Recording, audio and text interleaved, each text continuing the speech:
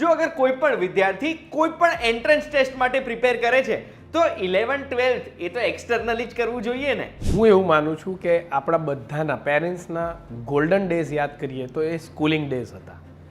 આપણે 11મા 12મામાં ખરેખર સ્ટુડન્ટ્સે સ્કૂલ જવું જોઈએ.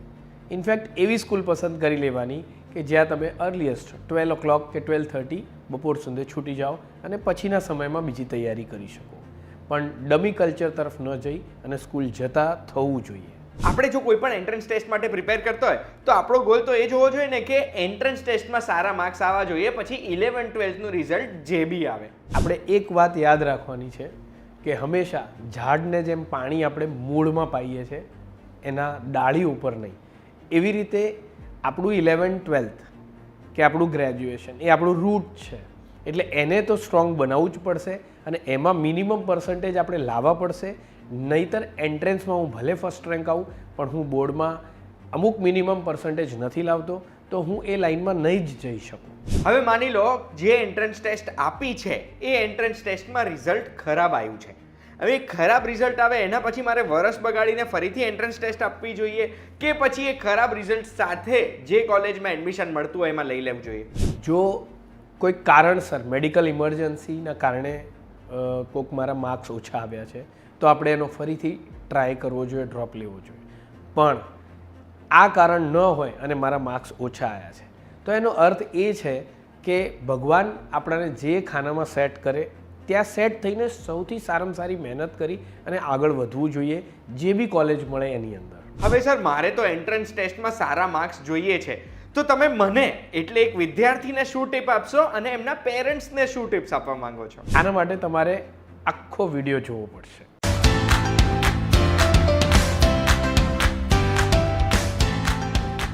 એક વાત કહું, આપનું સ્વાગત છે. મારું નામ છે ગુંજ ઠક્કર અને એન્ટ્રન્સ ટેસ્ટ કલ્ચર આજે જોવા મળી રહ્યો છે. કલ્ચર શું છે કે કોઈ પણ સ્ટુડન્ટ 9માં 10માં 11માં 12માં આવે ને એટલે એ સ્ટુડન્ટને એવું થઈ જાય કે મારે આગળ જે કરવું છે એના માટેની એન્ટ્રન્સ ટેસ્ટની પ્રેપરેશન હું કરવા માંડીશ અને એ પ્રેપરેશન માટે થઈને સ્કૂલમાં ધ્યાન ઓછું વધતું આપે. એન્ટ્રન્સ ટેસ્ટ માટેની તૈયારી શું કરવાની ખબર ના હોય ને ઘણી વખત એવું પણ થાય છે કે 2-3 વર્ષ આપ્યા પછી એ કઈ એન્ટ્રન્સ ટેસ્ટ આપવી છે એનો ગોલ જ બદલાઈ જાય. અને એના લીધે જ બહુ જ બધા પ્રશ્ન છે મારા મગજમાં એન્ટ્રન્સ ટેસ્ટને સમજવા માટે અને એ પ્રશ્ન હું એક સ્પેશિયલ વ્યક્તિને પૂછવાનો છું. વ્યક્તિ કોણ છે? તો એ વ્યક્તિ છે Dhiraj Pujara sir. Sir thank you so much, તમે અમને સમય આપ્યો છે. સરનું ટૂંકમાં ઇન્ટ્રોડક્શન આપીશ. એમ તો 5 મિનિટ જતી રહે સરને ઇન્ટ્રોડ્યુસ કરવામાં, પણ હું તમને ટૂંકમાં કહું ને તો સર રોયલ ટેકનોસોફ્ટ પી લિમિટેડના ફાઉન્ડર છે.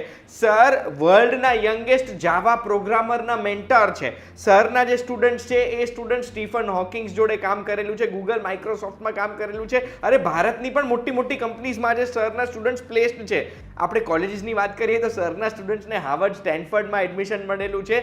સરને ઘણા બધા રેપ્યુટેડ લોકોએ સન્માનિત કરેલા છે અવોર્ડ્સ આપીને અને અત્યાર સુધી સરે 500 સેમિનારમાં 20,000થી વધુ સ્ટુડન્ટ્સનું કરિયર કાઉન્સેલિંગ કરેલું છે, એ પણ ફ્રી ઓફ કોસ્ટ. સરનું રોયલ ટેકનોસોફ્ટ પી લિમિટેડ છે ને એમાં માતા પિતા વગરના જે બાળકો હોય એમને ફ્રી ઓફ કોસ્ટ એડમિશન આપવામાં આવે છે અને હમણાં જે DAIICTની MSc ITની એન્ટ્રન્સ ટેસ્ટ થઈ હતી જેમાં 120 સીટ જ હોય છે, એમાંથી રોયલ ટેકનોસોફ્ટના 5 સ્ટુડન્ટ્સ એવા છે જેમને એડમિશન મળી ગયું હતું, એન્ટ્રન્સ ટેસ્ટ ક્લિયર કરી દીધી એમણે. તો એના જ માટે હવે સર પહેલો પ્રશ્ન એ જ પૂછવા માંગુ છું કે કઈ કઈ પ્રકારની અલગ અલગ એન્ટ્રન્સ ટેસ્ટ હોય છે?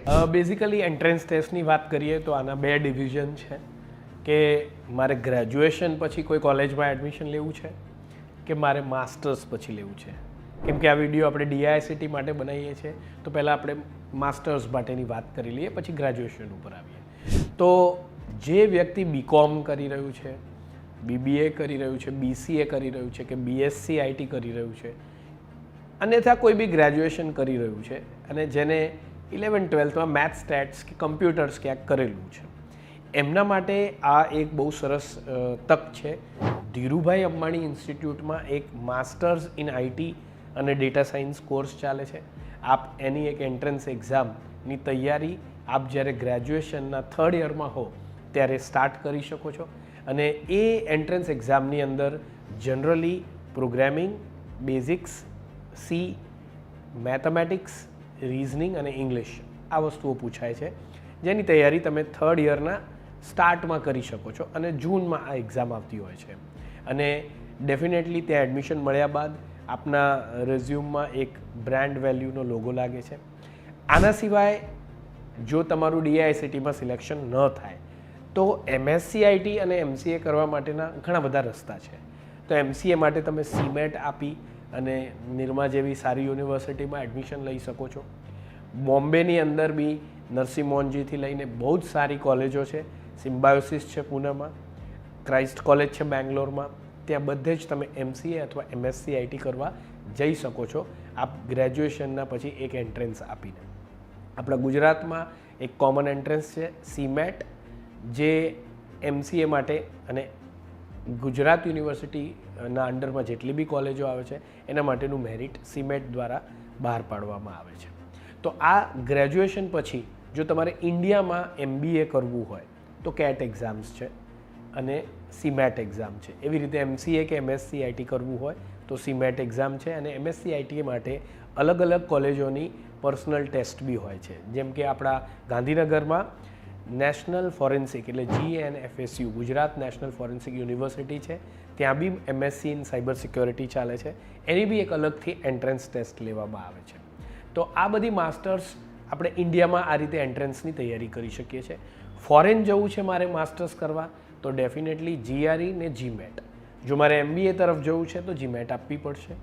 જો મારે ગ્રેજ્યુએશન એન્જિનિયરિંગ તરફ જવું છે તો GRE આપવી પડશે. અને એના ટોપમાં તમારે IELTS અને TOEFL તો ડેફિનેટલી છે જ. અને સર 12th પછીની કોઈ એન્ટ્રન્સ ટેસ્ટ હોય છે જે આપવાની હોય છે? રાઈટ. જો તમારે 12th પછી બહાર જવું હોય એટલે મારે US જવું છે તો જે ટોપ કોલેજીસ છે એ SATના સ્કોર્સ જોતી હોય છે તો તમારે 10thના જેવું તમારું 10th એન્ડ થાય એના વેકેશનથી SATની તૈયારી સાથે સાથે TOEFL IELTSની તૈયારી, AP એક્ઝામ્સ એટલે જેને એડવાન્સ પ્લેસમેન્ટ્સ કહેવાય છે એટલે AP એક્ઝામ્સની તૈયારી, આ એન્ટ્રન્સ ટેસ્ટ બધી અને સાથે સાથે ક્રેડિટ્સ માટે AP એક્ઝામ્સની તૈયારી ચાલુ કરી દેવી જોઈએ. તો સર આ બધી જે એક્ઝામ છે એનું પ્લાનિંગ કઈ રીતે કરવું જોઈએ? કારણ કે આજે આપણે વિદ્યાર્થીઓને જોઈ રહ્યા છીએ 11th 12th એક્સટર્નલી કરવા લાગ્યા છે. મારી જ વાત કરું તો 11th 12thમાં ભણેલા કોન્સેપ્ટ્સ અને 11th 12thમાં બનાવેલા મિત્રો આ બંને મારા જીવનમાં આજે બહુ ઇમ્પોર્ટન્ટ છે. તો આ 11th 12thમાં જે એન્ટ્રન્સ એક્ઝામ માટે થઈને એક્સટર્નલ જે કલ્ચર આવી ગયું છે એના વિશે તમે શું કહેશો અને આ એન્ટ્રન્સ એક્ઝામ માટે પ્લાનિંગ કરવા શું કરવાનું? હું હંમેશા એવું માનું છું કે કોચિંગ માણસે લેવું જ જોઈએ. ડેફિનેટલી હું બી પોતે કોચિંગ પ્રોવાઈડ કરું છું અને મારા લાઈફમાં બી મેં બહુ બધું કોચિંગ લીધેલું છે. કેમ કે ગુરુ સારા હોય તો જ્ઞાન બંધાય. પણ હું એવું માનું છું કે આપણા ગોલ્ડન ડેઝ, ગોલ્ડન ટાઈમ જે છે, સવારે વહેલા જાગીને સ્કૂલ જવું, ત્યાં નેટવર્કિંગ કરવું, મિત્રો હોવા અને સ્પોર્ટ્સ કરવું, સાથે એ સ્કૂલની અંદર જે બોર્ડની બુક ભણાવવામાં આવે છે એ બુકમાં દરેક પેજ વાંચવું, દરેક સબ્જેક્ટ ઉપર કોન્સન્ટ્રેશન કરવું એ બહુ જરૂરી છે. જનરલી એવું જોવામાં આવે છે કે તમારું જ્ઞાન વધે, શાસ્ત્રો પ્રમાણે જો આપણું જ્ઞાન વધે તો માણસ કેવો થઈ જવો જોઈએ? તો માણસ સુખી થવો જોઈએ, એના મોઢા ઉપર સ્મિત રહેવું જોઈએ. આજનું જે ડમી કલ્ચર ડેવલપ થઈ રહ્યું છે જ્યાં સ્ટુડન્ટ્સ સ્કૂલ નથી જઈ રહ્યા તો આપણે એ 12thના સ્ટુડન્ટ્સને જોઈએ છે કોલેજમાં આવ્યા પછી એના માઇન્ડમાં સ્ટ્રેસ જ ચાલુ હોય છે, રાઈટ? અને એ હસી નથી શકતો. આટલા પૈસા ખર્ચ્યા પછી બી ઘરે બાળક એવા મોડે આવે છે કે એના ઉપર બહુ મોટું બર્ડન હોય. તો હું એવું માનું છું કે આપણે 11th 12thની અંદર બી સ્કૂલ ચાલુ જ રાખવી જોઈએ, એક્ટિવેટેડ રાખવી જોઈએ. એના કારણે તમારી એક એક્ટિવેશન્સ બંધાયેલી રહેશે. હા, તમારો બપોરનો સમય છે એને પ્રોપર પ્લાન કરવો જોઈએ જેના કારણે તમે એન્ટ્રન્સની તૈયારી કરી શકો. જે JEE આવે છે જેના કારણે તમે IITsમાં એડમિશન્સ લો છો એડવાન્સમાં તો એની પ્રિપેરેશનનો ટાઈમ મળે. પણ ગોલ ક્લિયર હોવો જોઈએ. એઝ પર એક્ઝામ્પલ મારે IITમાં એડમિશન્સ લેવું છે તો મારે 12th 11th 12th બોર્ડ અને JEE અને મેન્સ ક્લિયર કર્યા પછી એડવાન્સ એના ઉપર કોન્સન્ટ્રેટ કરવું જોઈએ. જો મારે ગુજરાતની અંદર જ સારી કોલેજમાં એડમિશન લેવું હોય તો ડેફિનેટલી ગુજકેટ અને બોર્ડ ઇનફ છે. તમે એ બંનેની તૈયારી કરશો તો બી LDEથી લઈ અને સારામાં સારી કોલેજમાં તમને એડમિશન્સ મળી જ જવાના છે. અને જો તમારા પર્સન્ટેજ થોડા ઘણા ઓછા બી આવે છે તો ચિંતા કરવાની જરૂર નથી. આપણી ગવર્મેન્ટે એટલી સારી અને એટલી બધી કોલેજીસ, એટલી બધી સીટો છે કે તમને એડમિશન્સ તો મળી જ જશે. એવો જ એક એક્ઝામ્પલ હું દેવાંશુ તન્નાનો આપીશ જેના CN વિદ્યાલયમાં ફક્ત 60% આવેલા અને એક નોર્મલ કોલેજ અમદાવાદમાં મળેલી અને આજે એનું 19 લાખથી બી વધારે પેકેજ છે અમદાવાદની અંદર. એવો જ એક વિદ્યાર્થી જેને ગ્રેજ્યુએશન પછી કોલેજમાં ઇગ્નુ યુનિવર્સિટી સિલેક્ટ કરેલી અને આજે એનું અમદાવાદમાં 35 લાખ પેકેજ છે.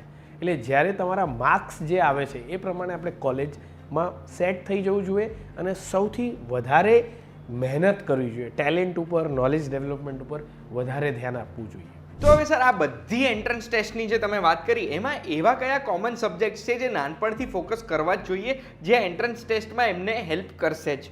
હું એવું માનું છું કે 2 સબ્જેક્ટ એવા, કેમ કે આપણા દરેક બોર્ડની રચના એવી રીતે કરવામાં આવી છે કે 10th સુધી તમારે ગણિત કરવું જ પડે. એનો અર્થ છે કે ગણિત આગળ કામ દરેક લાઇનમાં આવવાનું છે.